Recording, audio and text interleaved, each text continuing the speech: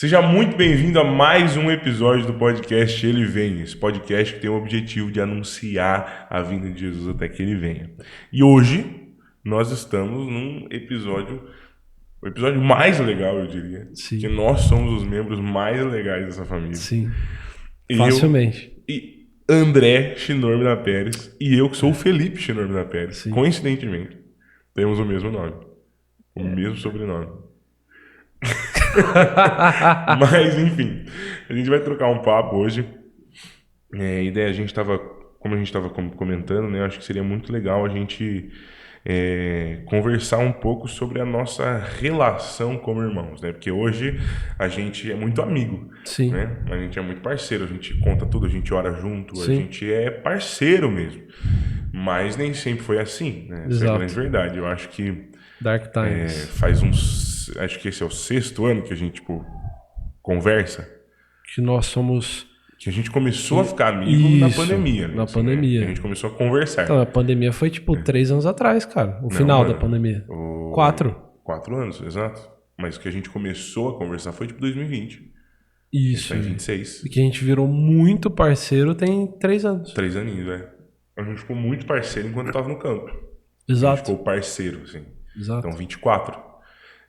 Mas uma coisa que eu acho interessante é que às vezes a gente já chegou aos meus ouvidos, né? De como as pessoas olham muito pra nossa amizade de irmão e ficam assim, caramba, mano, olha só, né? Que legal. Que legal, né? Que eles são amigos. Mas isso nem sempre foi assim, né? O nível de suporte 1 é complicado mesmo, cara. Não, mas é porque talvez, né? Acho que como a nossa família é muito evidente, Sim, né, é a fama, na né? igreja. Que horror. Mas a nossa família é uma família em evidência, né? Sim. Então assim, a mãe já canta, ministra louvor faz 435 anos na central. Eu acho. Pelo menos. E a gente, cara, eu sou ruivo, né? Você é o outro filho da mãe que não é ruivo. As pessoas já Sim. ficavam tipo assim, como assim? Meu? Como isso aconteceu? Então acontece, né? Essa evidência é natural. Só que eu acho que, às vezes, né, isso vai causando nas pessoas, e no imaginário popular de quem olha pra gente, ou até dos jovens que chegaram recentemente na nossa igreja e olham pra gente como se a gente fosse essa família perfeita, né? Como já foi falado aqui em outros episódios, de que muitas vezes, às vezes o cara que não é crente, a menina que não é crente, se converte, o Senhor traz para o nosso meio, olha para famílias que cresceram aqui, como é o nosso caso, que nós crescemos dentro da igreja e acham que a gente nunca teve problema, né? Que a gente que a gente sempre teve uma relação de Exato. irmão e irmãos perfeitos, né? E que a gente sempre foi muito amigo e que a gente sempre foi confidente um do outro e esse tipo de coisa. Isso não é verdade, né? Porque, afinal de contas, como toda relação, isso foi construído. Sim. Né?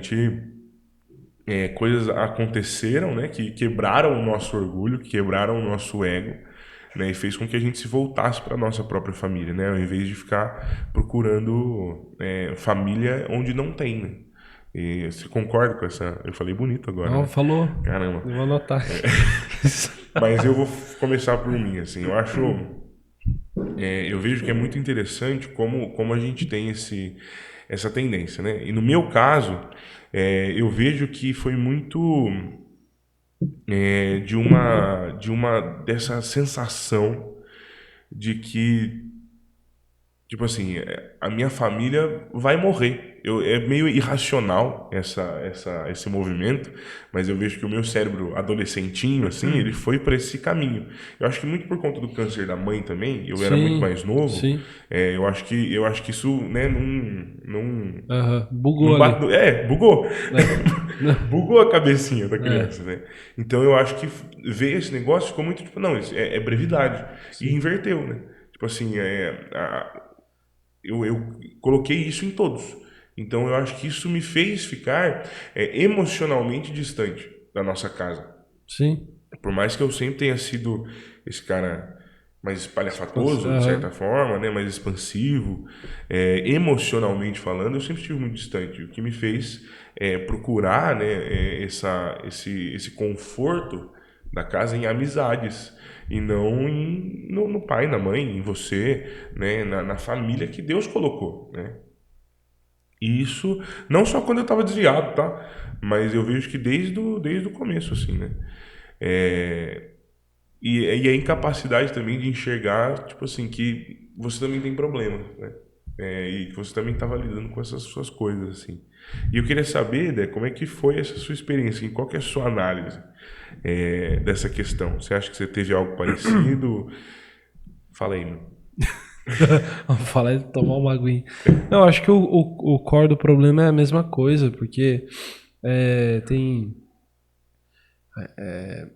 Cara, a família ela exige de você uma responsabilidade, uma accountability, né, das coisas. E no final do dia, eu vejo que a gente, ok, existem traumas e existem questões que as pessoas podem ter do porquê elas não se aproximam e tal, e do porquê, como você comentou, elas buscam família aonde não tem, né? Salvo, por exemplo, algumas exceções, tem amigos nossos Sim, que claro, realmente que são não têm família. família, Mas que são família. que são família, tem amigos nossos que não têm pai nem mãe, que o pai abandona, que a mãe não quer saber, e Deus traz a família da fé para servir como família, mas essa lógica também se aplica à família da fé, aos nossos irmãos, porque a família, né, sendo família da fé ou família de sangue, ela exige um comprometimento, ela exige uma accountability, ela exige tempo, dedicação e tal, né? Então, independente do porquê, né, se você não se aproxima porque você tem o medo de que as pessoas se vão e aí você se apega emocionalmente e aí a vida muda, alguém fica doente, morre, enfim. Independente do motivo, né? No final do dia você quer se ausentar da responsabilidade de pertencer Total. a alguma coisa, se ausentar da responsabilidade de cuidar de alguém, porque aquilo é emocionalmente difícil para você e no final do dia é tudo orgulho, né? Então, por que que também muitas vezes eu busquei família onde não tem, né? Em amizades ou em coisas, etc. Porque, cara, lidar com família é um saco. Porque é difícil, entendeu? E todo dia é uma quebra de expectativa diferente. Então, é muito mais fácil eu enxergar a família nas minhas amizades, por exemplo, ou nas coisas, ou em mim mesmo, né? Porque não dá trabalho. É aquela coisa, né? É muito mais fácil você fazer uma doação para, sei lá, comprar comida na África do que você se comprometer a ajudar o mendigo que dorme na esquina da tua rua, entendeu? Sim. Que tá pedindo ali todo dia, porque você vai ter que lidar com essa pessoa, com as dificuldades dela, com muitas vezes a ingratidão, com os pecados daquela pessoa. E isso vai muitas vezes frustrar a sua expectativa, porque você estava esperando que você vai ajudar essa pessoa, ela vai se converter. Como Salvador também, Isso, exatamente. Afinal é isso. E aí você quer ser tratado como Jesus. Sim. Isso te frustra. Então, eu acho que é muito isso. Só que tem quando você mata no peito esse tipo de situação e entende que esse é o plano de Deus e que não tem como você se livrar. Porque se você é crente, se você não tem família, Deus vai colocar a família da fé. Total. E a família da fé vai dar tanto trabalho quanto a família de sangue. Total. Né? Você vai ter que ter tanta dedicação quanto a família de sangue. Só que o fato é de que Deus nos fez seres relacionais. E é isso que nós somos, essa é a nossa identidade nele. E quando a gente cruza essa linha do orgulho, de vencer as nossas vaidades e olhar para o outro e falar, cara, perdão porque eu preciso mudar nisso. Cara, olha, você começa a pedir perdão e a passar a fazer parte desse movimento de exortação mútua, o resultado é muito bom. Total. Você, de fato, constrói relacionamentos duradouros, com propósito, e você sai meio dessa corrida dos ratos emocional. Porque, cara, se você busca família onde não tem, no primeiro momento de frustração, você vai afastar esse relacionamento. E aí você não cria raízes em nenhum lugar, porque relacionamentos duradouros, depois acho que é legal a gente também falar de ministério e tal. Em ministério, na igreja, e no trabalho, eles demandam tempo, cara. Total. Não adianta o cara. Às vezes você chega num ambiente com a expectativa de que as pessoas vão te tratar de braços abertos e elas vão te sim. amar incondicionalmente e tal. E, cara, isso leva tempo. Ou aquela coisa, né? De achar que você vai. E tem duas questões, né?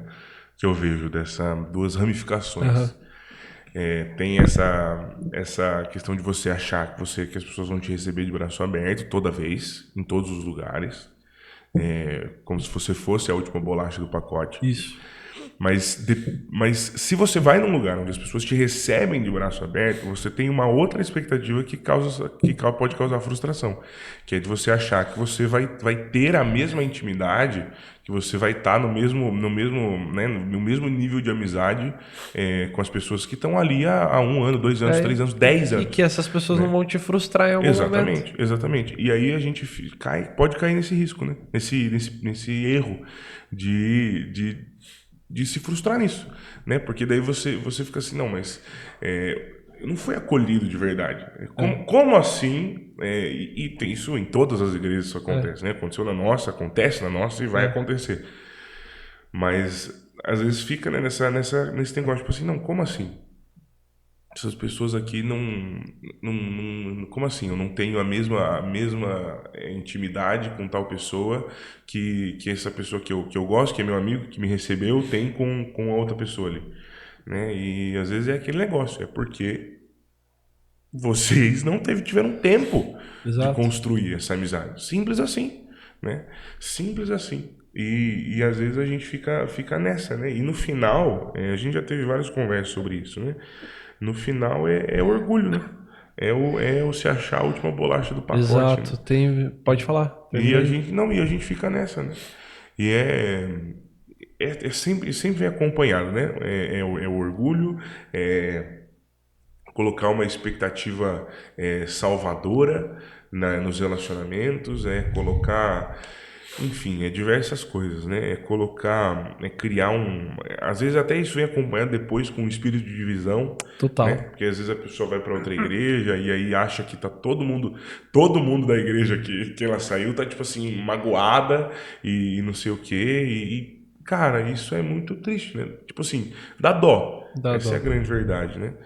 Mas o Senhor, a gente entende que o Senhor quebra, né? Tô com. Quando lançou aquela música A Jesus, né? Sim. Eu fiquei 2 semanas com ela na cabeça, agora parei. Aí hoje de manhã eu acordei com ela Aham. na cabeça. Mas é muito real, né? Essa oração de quebrar o meu orgulho, né? Eu tava até conversando com o Vini Leão ontem, antes de começar a passagem de som lá na UPA. E uma coisa que a gente tava conversando é aquela passagem onde Jesus desce, né, do Monte das Oliveiras, do Monte da Transfiguração, e ele encontra, né, a multidão, os discípulos que ficaram lá e um pai com um filho que está endemoniado que os discípulos não conseguiram expulsar, né, e o filho Sim. se joga na fogueira, né, tenta se matar, tenta se afogar, o demônio, enfim. E aí Jesus, né, ele fala da falta de fé, da geração incrédula, não sei o quê, e ele fala com o pai, né, e o pai, e ele fala para Jesus que não, é a sua fé, né, e Jesus joga assim, é a sua fé que vai, que vai colocar aqui o que vai acontecer. É basicamente o que Jesus Aham. faz, né? E eu acho muito, muito bonita essa postura desse pai, né? Porque esse pai ele fala assim: Senhor, eu creio, mas me ajuda na minha falta de fé, né? E às vezes no nosso relacionamento com Deus, a gente não tem essa postura, né? A gente Sim. não tem essa postura do de falar assim, Deus, eu creio, mas eu tenho essa falta, né? E às vezes a gente que tem essa consciência, né? Quando a gente lê Tiago, fala assim, não, se a gente orar segundo a vontade do Senhor, se a gente ter fé, não sei o que, a gente vai, mas a gente ora como se mentindo para nós mesmos e mentindo para o Senhor, tentando se enganar, enganar a Deus, que eu tenho essa fé de verdade, né? Que de fato eu tenho essa fé, mas muitas vezes a gente não tem, né? Esse é o grande É. negócio, a gente não tem. E aí, e Sim. aí a gente ora e a gente vai colocando essas máscaras, essa máscara do tipo assim, por exemplo, eu penso muito questão quando a gente ora por cura, né? Quando eu oro, eu sempre que eu oro por alguém enfermo, eu peço para Deus curar. Mas será que eu tô acreditando mesmo? por mais que eu já tenha visto, né? Eu já tive essa experiência de orar por alguém e a pessoa ser curada na minha frente. E ver e a pessoa, tipo, ficar assim, meu, o que aconteceu? Mas será que eu tô orando com fé mesmo, né? Será que eu não devo falar assim, Senhor, nós cremos a tua cura e nos ajuda na nossa falta de fé, essa parte está vacilante. E daí por que eu puxei para isso, né? Voltando pro assunto. Porque é uma lógica parecida. Porque às vezes a gente chega num ambiente novo, num lugar que Deus está nos levando, né? E a gente crê que Deus está fazendo, que Deus vai estar nos levando para um tempo novo, que a gente vai servir no ministério, e a gente sabe que Deus tem isso para nós. Deus tem que nós sirvamos a comunidade, que nós sirvamos o corpo. Só que a gente não acredita de verdade, né? E às vezes a nossa mente, ela olha para essas situações e fala assim, nossa, mas eu estou vendo tal coisa, não sei o quê, mas e a gente fala assim, Deus, mas eu tenho fé que o Senhor, eu acredito que o Senhor me trouxe para cá para servir, né? Eu acredito que o Senhor está me levando para esses lugares, e a gente mente para Deus e para nós, né? Em vez de a gente ter essa postura de falar assim, Deus, me ajuda na minha falta de fé, porque eu estou num ambiente aqui e Deus me mostra, né? Se é para eu estar aqui mesmo, claro, todas essas nuances, mas às vezes Deus mostra, né? Que é para estarmos nesse lugar e a gente com os nossos olhos não estamos enxergando, e a gente não pede fé para o Senhor, não pede ajuda para que o Senhor Jesus faça crescer em nós essa fé de que Deus tem um propósito para nós, né? De que Deus está lá para nos usar. Enfim, acho que fez sentido, né? Eu consegui fechar o raciocínio, né? Eu fui meio longe e voltei. Mas você entende o que eu tô querendo dizer? Tipo assim, a gente não a gente fica colocando essa máscara e é uma barreira da nossa intimidade com Deus.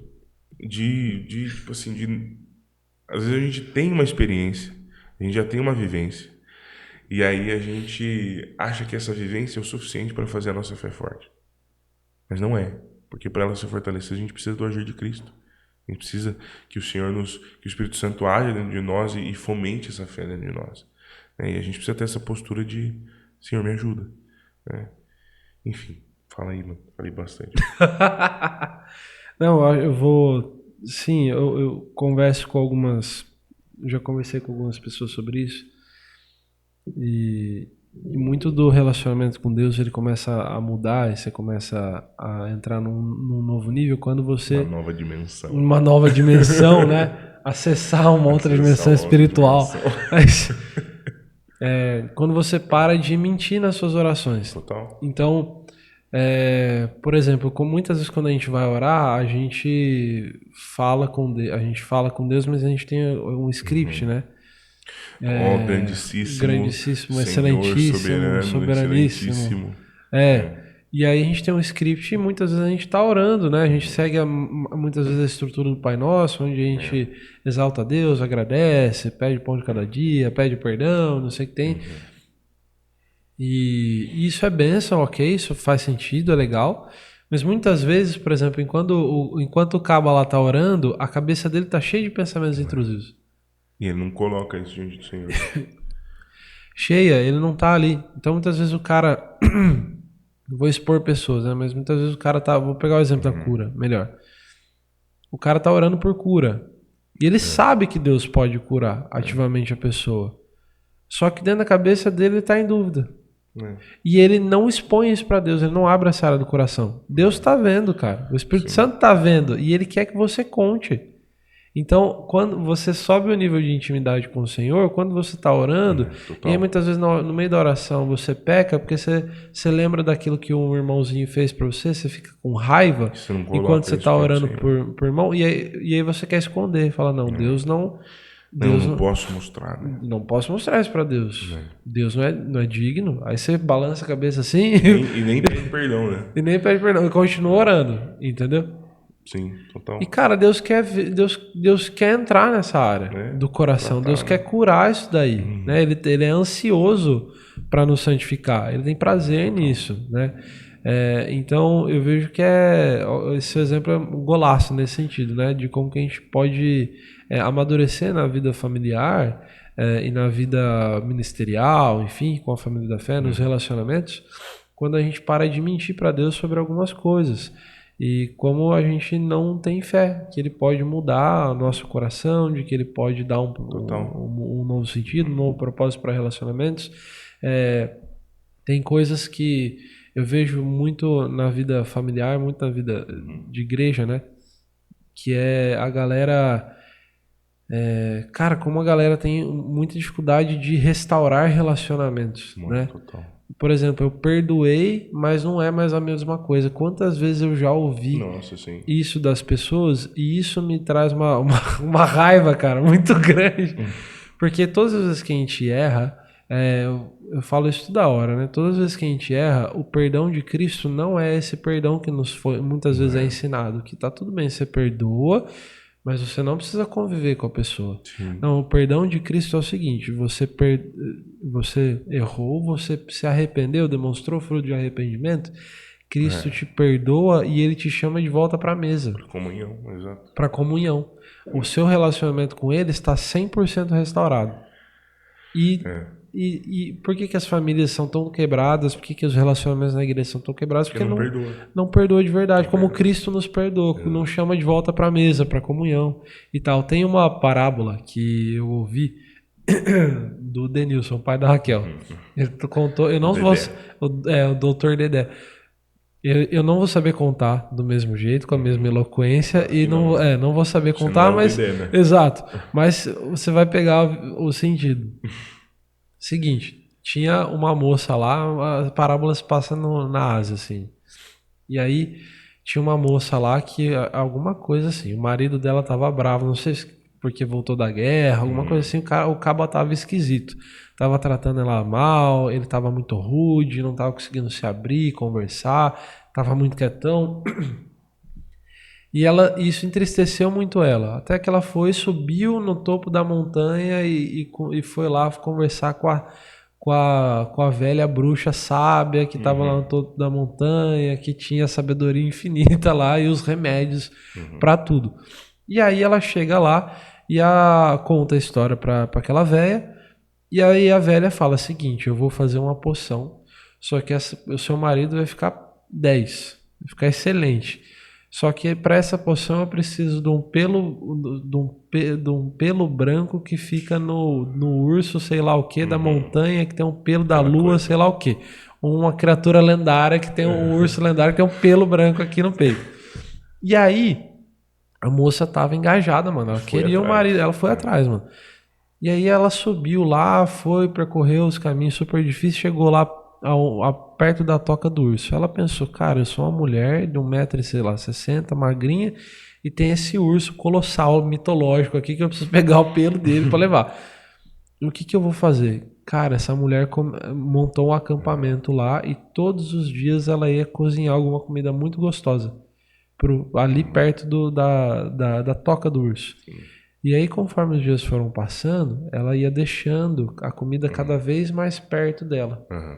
Até que chegou um dia que o urso começou a comer do lado dela e ela conseguia mexer e tocar no urso sem que ele ficasse bravo.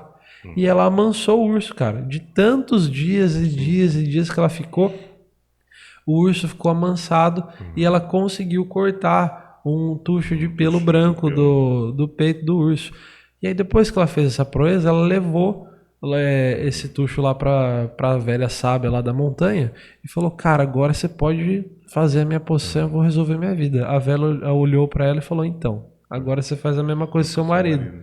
E na vida familiar, na vida da igreja, muitas vezes é a mesma coisa. Você comentou do pessoal que vive frustrado muitas vezes na igreja. Ai, coitado de mim, porque eu não tenho pessoas, eu não tenho amizades, ou as pessoas veem, né? Ai, porque o meu marido, porque a minha esposa, porque o meu filho. Cara, talvez a gente são esses dois problemas. A gente não entrega para Deus a nossa falta de fé, a nossa incompetência, né, em crer que ele pode transformar a situação, e a gente não põe em prática aquilo que Jesus nos ensina, que é andar mais uma milha, 2, 3, 4 pelas pessoas, cara. A gente quer resultados instantâneos em relações, que é difícil, né? Quando a gente vai para a palavra, o próprio Deus ele se revela de uma maneira progressiva. Sim. Cara, são anos e anos e anos de revelação. 4.000 anos atrás, Deus começou a se revelar de uma maneira totalmente progressiva a nível de ritos, de relacionamento, da forma como que ele se apresentava. Porque criar um relacionamento demora tempo. Aí Deus vai apresentando o caráter dele, né? E a gente quer ver a totalidade, né? Exato. O Senhor assim. Exato. E a gente não vai ver. Simplesmente porque nós não conseguimos, porque é da nossa natureza humana. Exatamente. E ele nos fez para conhecê-lo. Para conhecê-lo dessa maneira. Qual que é o fim principal do homem? Conhecendo a Deus e gozá-lo para sempre. E é isso, né? E aí o John Piper, ele vai falar, né? Qual que é o fim principal do homem, né? Ele pega essa pergunta e ele fala assim, né? Que Deus é mais glorificado em nós quanto mais nos satisfazemos nele, né? E é exatamente isso, né? Porque no final a gente vai para esse problema, né? De pessoas que nosso coração muitas vezes não está se satisfazendo nele, né? Não está buscando conhecê-lo.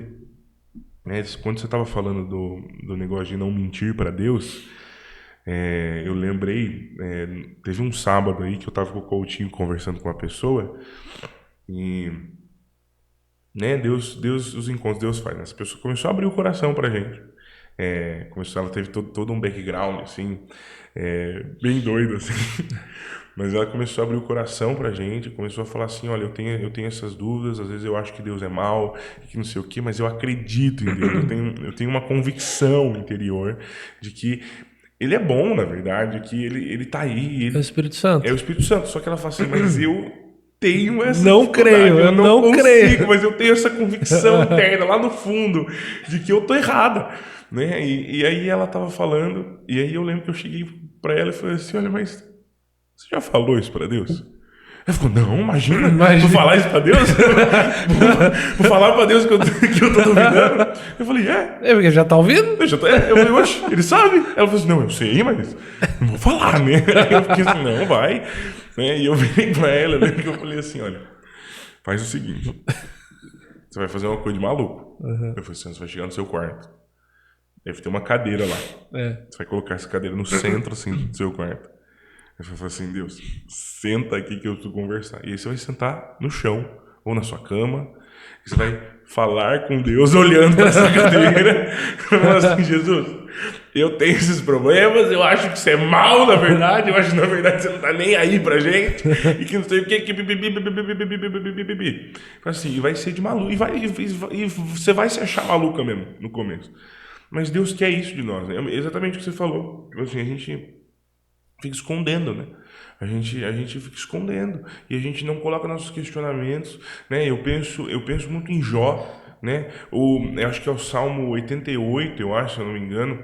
Eu vi uma pregação de Nicodemos esses tempos atrás e é o único salmo que não tem um final feliz. Sim. Né? Que é o eu esqueci o nome do André, não lembro, mas o nome do escritor. Mas é um salmo que não tem um final feliz. Né? E ele tá lá, tipo assim, Deus, até quando você vai ficar assim? Uma coisa que eu acho muito bonita é que no Salmo ele fala assim, Deus, parafraseando, né? Deus, se eu morrer, se eu continuar com essa enfermidade que eu vou ter aqui, você vai ter menos um no coral. Você vai ter menos um que anuncia. E o que você está fazendo, então? Não faz sentido, né? É um questionamento de alguém que tem um relacionamento com Deus, de alguém que busca, de alguém que tá entregue, de alguém que se entrega, né? Eu penso muito em... Fugiu o nome do mártir, cara. Não é Clemente de alguma coisa, eu acho. De Alexandria? Não é o Clemente de Alexandria, não lembro. Mas é um cara que morreu no segundo século ali. E ele, quando ele vai morrer, né, quando ele está ali na perseguição do Império Romano, Roma tá falando, né, não nega, não sei o que, aquela coisa. Ele fala assim, há 86 anos, Deus tem sido bom para mim. Ele foi discípulo de João, né? Isso, eu não lembro quem era exatamente.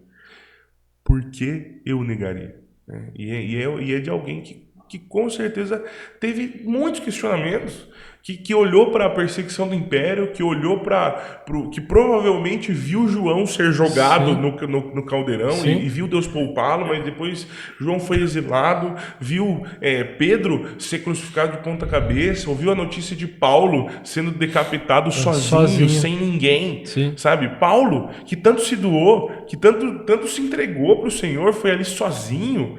É isso? Né? Paulo escrevendo na segunda carta de Timóteo, né? Falando assim, olha, não tem ninguém aqui. Será que vai sobrar alguma Será coisa? que vai sobrar alguma coisa? E não sobrou, né? Brutal. Mas é isso, né? E esse cara viu tudo isso. Ele viu essas pessoas que estiveram com Jesus, né? Não eram pessoas distantes como nós, distantes entre aspas, né? Mas temporalmente falando. Então, há 2000 anos depois da hora de Cristo, mas eram pessoas que caminharam. Não, e foi com cruel, ele. porque o Tiago os discípulos começaram o ministério. E Tiago morreu. E não deu nem tempo de jogar bola, não, cara. Tiago, acho que não morre também na metade do livro de Atos, né? Ele já... Exato. E aí? Cara, Né? E aí? É? E aí? Né? Os próprios diáconos que foram escolhidos ali, Exato. cara, todos eles também tiveram. Não, o Estevão não mortes. deu nem tempo de começar o ministério. Exatamente. Estevão foi apedrejado pelos próprios judeus, né? Não foi nem por Roma, né? E ali já começa, e esses homens que viram tanta dor, e que tinham essa convicção e a certeza de que havia um Deus bom, né? Mas que viram tanta dor, né? Eles É porque eles provavam no eles íntimo. provavam no íntimo e falavam assim, Deus, eu não entendo, então me faz entender, me mostra. Deus, me ajuda na minha A falta de enxergar fé. os seus estranhos propósitos. Exato. Eu creio, É. Senhor, eu creio, mas me ajuda na minha falta de fé, né? Essa é a postura de quem busca intimidade com Deus, né? E às vezes a gente, é o que você voltando ao que você falou, né? Que a gente fica nessa do, excelentíssimo, e a gente tem que ter de fato os momentos da nossa oração de Reverência. contemplar ao Exato. Senhor, de ter reverência à pessoa dele, e isso é bom para a nossa fé, isso também é intimidade, porque a gente conhece, quanto mais a gente conhece, mais maravilhado a gente tá, mas a gente também não pode ficar só nisso. A gente tem que, né, conforme a gente contempla a onisciência do Senhor, né, a onipresença do Senhor, a gente tem que isso é consequência, né? Se Ele sabe de tudo, então eu tenho que derramar tudo nele mesmo, né? Porque Cristo disse: vinde a mim, vocês estão cansados, sobrecarregados, que eu os aliviarei, né? Que o fardo de vocês é leve, o meu fardo é leve, o fardo que eu tenho para vocês, justamente por causa disso, porque nós não carregamos sozinhos, porque é o Espírito Santo que carrega no final do dia, né? Porque no final do dia, por mais que a gente tenha visto, enfim, atrocidades, né? A gente tem um Deus onde a gente pode despejar, né? E não despejar com raiva, mas rasgar o coração, esse coração que está rasgado e que não se remonta, né? Essa frase para mim pega muito, esse coração que não se remonta, né? Um coração que não volta, Não se refaz, não volta a colocar suas barreiras, não volta a erguer seus muros idólatras dentro do coração, mas que está sempre rasgado diante de Deus, quebrantado, né? E a gente precisa disso, né? Muitas vezes a gente... Aí entra no segundo passo, né? Porque é o quê? A pessoa entendeu, ouviu o podcast até agora. Aí ela entendeu que ela precisa parar de frescura. Sim. E o problema dos relacionamentos, que ela enxerga nos relacionamentos, é porque ela tá criando barreiras com o Senhor e não deixa o Senhor entrar nesses lugares. Total. Né? E outros problemas que ela possa ter. E aí, muitas vezes a pessoa acessa essa dimensão ou não acessa porque ela tem medo, né, qual vai ser a resposta do Senhor. Vai ser uma retaliação, vai ser uma disciplina, vai ser o que vai ser, né? E aí a gente vai para o livro de Jó, que você comentou, e muitas vezes a gente lê Jó e Jó questiona a Deus e tem um momento de, cara, não entender o que está acontecendo e duvidar do Senhor, de certa maneira, e ficar bravo com Deus. Total. E eu fico imaginando o Jó gritando enquanto ele vive aquela cena e tal. E aí depois muitas vezes a gente vê a resposta do Senhor: Jó, onde é que você estava quando eu instituí o firmamento, quando eu fiz as estrelas e tal? quando eu criei todas as coisas, a gente lê essa resposta como, nossa, agora Deus deu uma cagada em Jó, não sei o que tem. E não, essa resposta, ela vem, essa exortação no bom sentido da palavra, ela vem, claro, para colocar Jó no seu lugar, obviamente, mas ela serve de consolo para o coração de Jó. Total. A exortação do Senhor nunca vem como retaliação para a nossa vida. Ela vem para nos colocar no nosso lugar, porque quando nós nos colocamos no nosso lugar, a gente assume o nosso papel de filho, a gente começa a falar, a aceitar o papel de Deus como pai. Exato. E isso traz conforto para a gente, porque Jó, no meio daquela situação, agora entendendo, cara, eu estou o meu papel é de filho e eu tenho um pai que antes de eu existir, ele fez o firmamento, ele fez as estrelas, ele vai cuidar de mim. E o conforto de saber que o mal, né, no sentido de coisas ruins acontecerem com a gente, vem das mãos do Senhor. Exato. Né? O Jó é totalmente isso, os Salmos. Passa pela permissão. Não que Deus arquitete o mal, mas ele permite pelos seus soberanos propósitos, né? No final do dia o capeta perdeu na história. Exatamente. Né? Deus não arquitetou o mal, Satanás que fez o mal. Satanás que joga o fogo, né, exato. Na casa dos filhos exato. de Jó. Satanás que envia o povo aquele povo inimigo para saquear todas as coisas. Mas Deus, no seu soberano propósito, permite porque ele sabe que mesmo assim Satanás vai perder. Vai perder porque não sobrará não nada. Não vai sobrar nada pro final do dia. Exatamente. E Jó é consolado porque ele crê que no final não vai sobrar nada. Não vai sobrar nada. Exatamente. Exato. Porque ele sabe que Deus tem tudo, né? Exato. Ele sabe que Deus tem tudo. E é essa entrega, né? Tipo assim, e é Jó, né? E eu acho muito forte, né? O livro de Jó. Mas Jó era um homem bom, né? E ele sabia disso e ele entendia isso e ele questionava a Deus, falou assim, Deus, mas como assim, né? Mas é isso, né? Deus deu, Deus tirou, né? E essa frase é muito forte, né? Deus deu, Deus tirou. E uma coisa, eu lembro do Vlad, né? De uma pregação sobre Jó. E o Vlad, ele apontou uma coisa que a gente muitas vezes não presta atenção, né? Que a gente vê o final do livro de Jó, Deus deu tudo em dobro, né? Sim. Deus deu mais terras, mais dinheiro, ele teve mais filhos, e não sei o quê, pipipopó. Mas, cara, 20 filhos não substituem 10 que morreram. Os 10 filhos ainda estão mortos. Sim. Né? As pessoas amadas ainda estão mortas. Tudo bem, tem novas para você amar, para você cuidar, mas as 10 ainda estão mortas. Não substitui.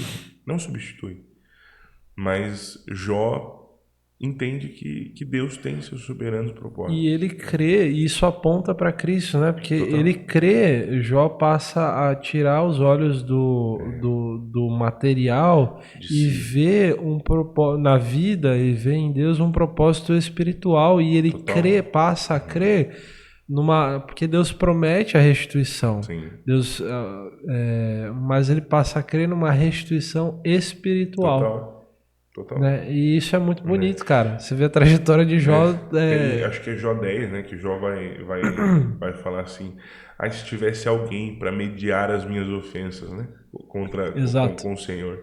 Se tivesse alguém que pegasse esse jugo, né? E mediasse. E aí a boa notícia é que há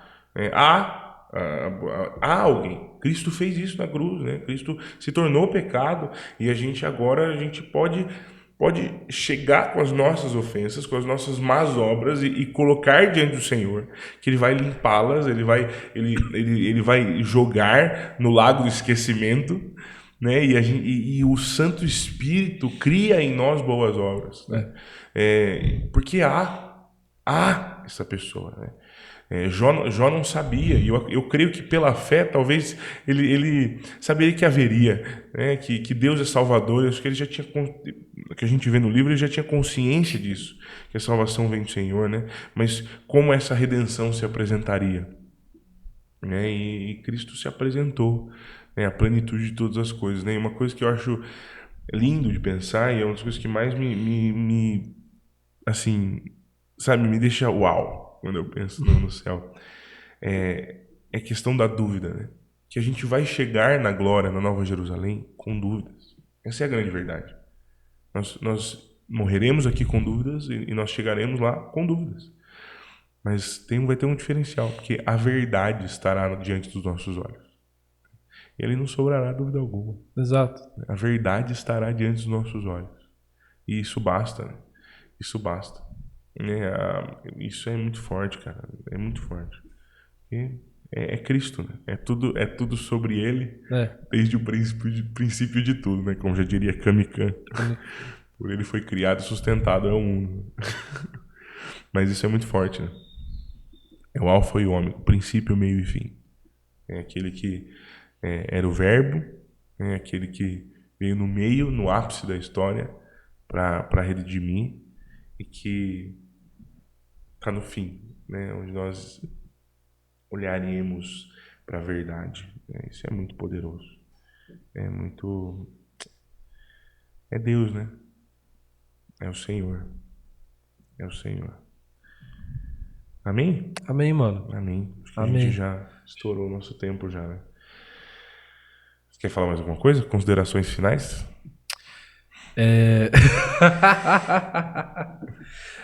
Considerações finais. Vamos lá.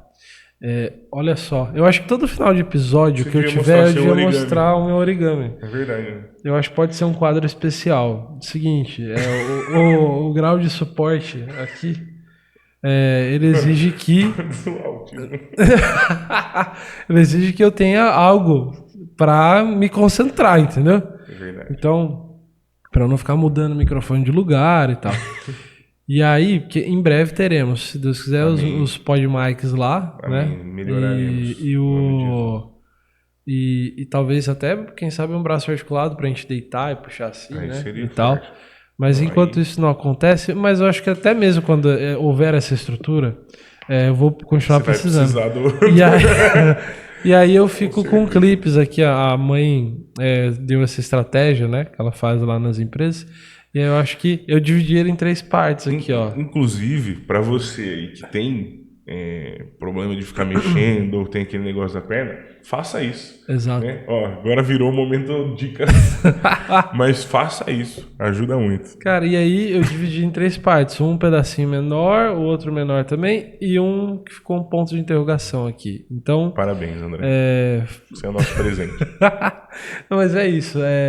Gente, se inscreve aí no canal, segue a gente no Instagram e vem participar, ouvir e pensar com a gente um pouco mais sobre Jesus e tudo aquilo que ele representa em todas as esferas da nossa vida. E é isso. Amém. Então é isso. Mais um episódio do podcast Ele Vem chega ao fim.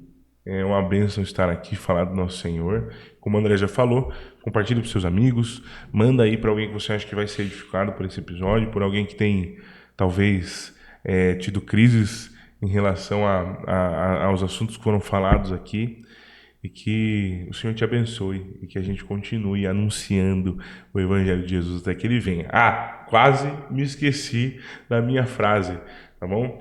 Presta atenção, tá? Peça para que o Senhor te dê ouvidos atentos e olhos atentos, porque se você olhar para as colinas, você já pode ver e ouvir o Senhor marchando em nossa direção. Deus o abençoe e não se esqueça que Ele vem. Tchau, tchau. Amém.